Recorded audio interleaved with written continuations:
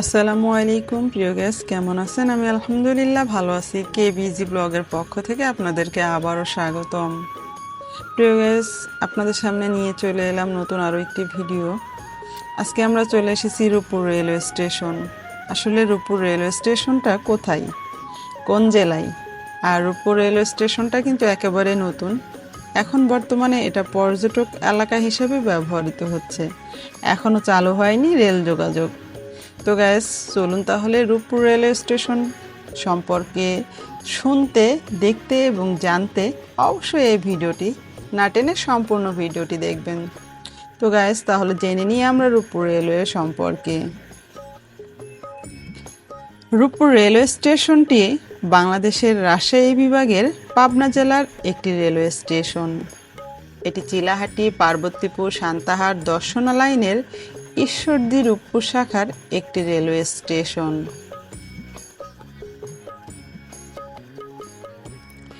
2018 সালে রূপপুর পারমাণবিক বিদ্যুৎ কেন্দ্রের যন্ত্রাংশ ও মালামাল পরিবহনের জন্য রূপপুরে একটি রেল স্টেশনের নির্মাণের পরিকল্পনা করা হয়।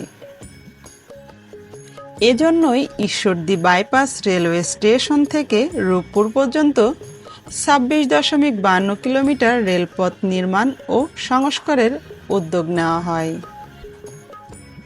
এর আওতায় 9 কিলোমিটার রেলপথ একেবারেই নতুনভাবে নির্মাণ করার ও বাকি 17.52 কিলোমিটার বিদ্যমান রেললাইনকে ডুয়েট গেজে রূপান্তর করার পরিকল্পনা নেওয়া হয়। 2020 সালের জুনের মধ্যে 335.97 কোটি টাকা ব্যয়ে এই রেল লাইন নির্মাণ সম্পূর্ণ করার কথা জানানো হয়।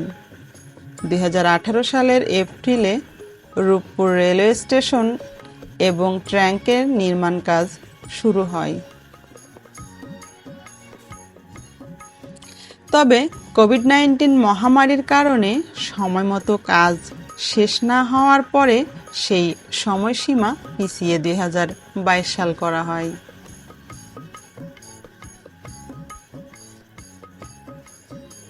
2023 সালের 9 ফেব্রুয়ারি প্রধানমন্ত্রী শেখ হাসিনা এই ব্রিগেডের রেলওয়ে স্টেশনটি উদ্ভাবন করেন। প্রিয় গ্যাস, আমরা এই ভিডিওর মাধ্যমে জেনে নিলাম রূপপুর রেলওয়ে স্টেশনটা আসলে কোথায়, এটি করতে কত টাকা খরচ হয়েছে এবং কত সালে তা উদ্ভাবন হয়েছে। এখনও রেল যোগাযোগ চালু হয় নাই এই রূপপুর রেলওয়ে স্টেশনে।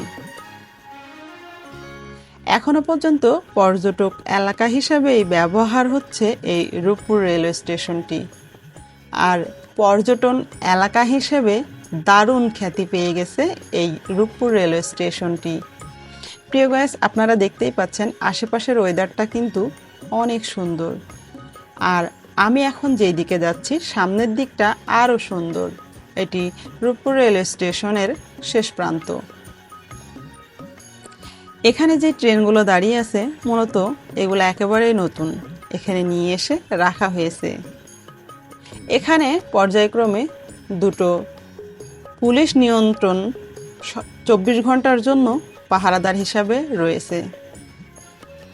এখানে নিজ এলাকা থেকে শুরু করে বাহিরের মানুষও আসে এই রূপপুর রেলওয়ে স্টেশনটি দেখতে। প্রিয় গ্যাস, সামনের দিকটা গেলেই আপনারা দেখতে পাবেন রূপপুর রেলওয়ে স্টেশনের শেষ প্রান্ত থেকে দেখা যাবে হার্ডিং ব্রিজের মনোরম দৃশ্য এবং পারমাণবিক বিদ্যুৎ কেন্দ্রের সেই সৌন্দর্য। প্রিয় গ্যাস, আমার কাছে কিন্তু অসাধারণ লেগেছে জায়গাটি। আপনাদের কাছে কেমন লাগলো অবশ্যই কমেন্টে জানাবেন। আর হ্যাঁ, কুষ্টিয়া জেলা এবং পাবনা জেলার আশেপাশে যারা আছেন তারা অবশ্যই এসে এই রূপপুর রেলওয়ে স্টেশনটি ঘুরে যাবেন।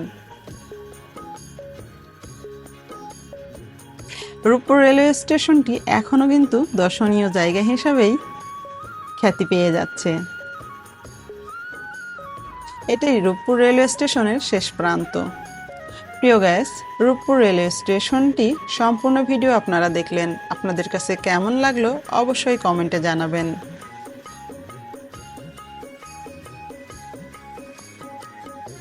প্রিয় গাইস, এখানকার ওয়েদারটা দেখলেই এক পলকে আপনাদের মন ভালো হয়ে যাবে। এ যেন কোনো এক স্বপ্নদ্বীপ। প্রিয় গাইস, এই ছিল আমাদের আজকের ভিডিও। সবার কাছে কেমন লাগলো অবশ্যই কমেন্ট করে জানাবেন। আর হ্যাঁ, পরিশেষে একটি কথাই বলতে চাই, সবাই সবার বাবা মাকে ভালোবাসবেন, শ্রদ্ধা করবেন, পরিবার পরিজন নিয়ে ভালো থাকবেন। ভালো থাকুক আপনাদের জীবন। আমার জন্য দোয়া করবেন।